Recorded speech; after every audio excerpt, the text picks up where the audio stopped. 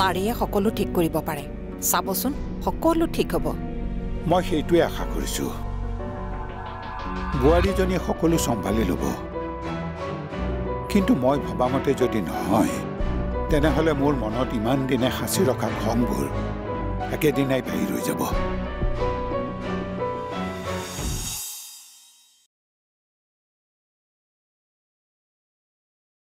মানে সেই প্ৰেমৰ পৰাই মোৰ জীৱনৰ এক কলা অধ্যায় আৰম্ভ হৈছিল কলা অধ্যায়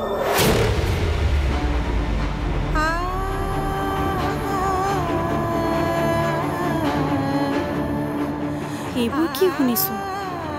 বাৰ মানে এনেকুৱা এটা অতীতো আছে যি কথা মই ইমান দিনে জনাই নাছিলো তাৰ মানে এই ৰহস্য মোৰ পৰা ইমান দিনে লুকুৱাই ৰখা হ'ল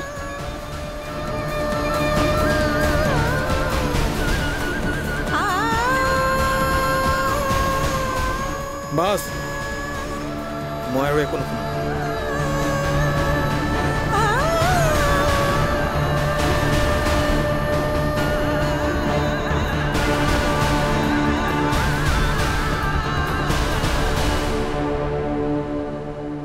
কি হ'ল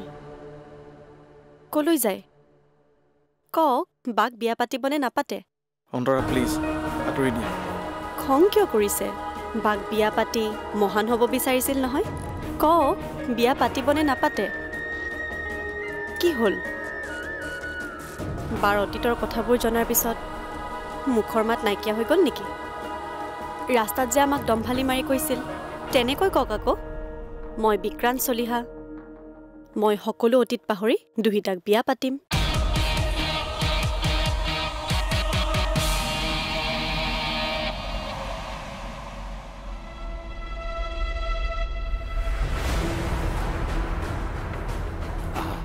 বহা এই মুহূৰ্তত মই ইয়াত বহি কথা পাতিব পৰা অৱস্থাত নাই আহোঁ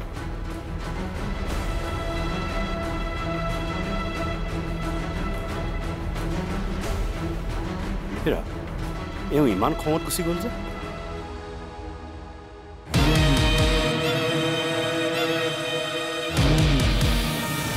একেলগে সময়বোৰ পাৰ কৰোঁতে আমি ইজনে আনজনৰ কাষ চাপি আহিছিলোঁ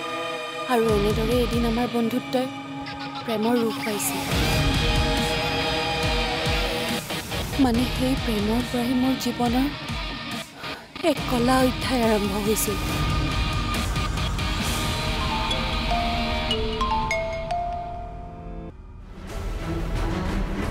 হেল্ল' বা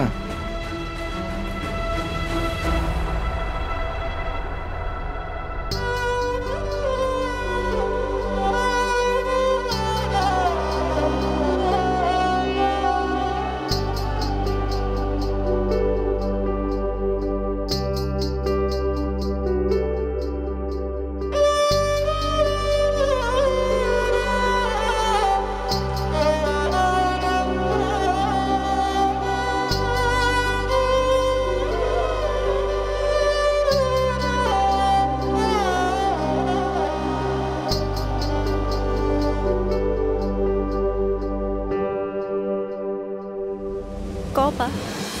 মোৰ পৰা এই কথা কিয় লুকুৱা হ'ল কিয় মোক আন্ধাৰত ৰখা হ'ল মোক আৰু একো প্ৰশ্ন নকৰিবি অন্তৰা কৰিব লাগিব বা কাৰণ তই মোৰ পৰা কথা গোপন কৰিলি মই ভবাই নাছিলোঁ যে তোৰ জীৱনৰ ইমান ডাঙৰ এটা অতীত শত বছৰে গোপন হৈ আছিল অন্তৰা মোৰ আৰু একো শুনাৰ ধৈৰ্য নাই তই আজি পৰৰ ল'ৰা এটাক সঁচা কথা ক'লি তই মোক শত্ৰু জ্ঞান কৰ ন সেয়ে চাগৈ তই মোক বিশ্বাসত ল'ব নোৱাৰিলি নহয় অন্তৰা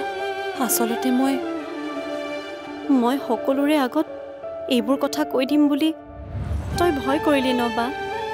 তই মোক সন্দেহৰ দৃষ্টিৰে চালি নহয় অন্তৰা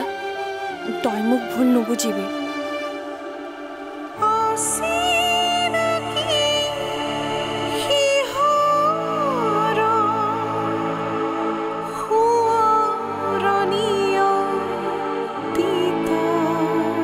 এতিয়াৰে পৰা সম্পূৰ্ণ খণ্ড উপভোগ কৰক কেবল টিভিত ৰং চেনেলত।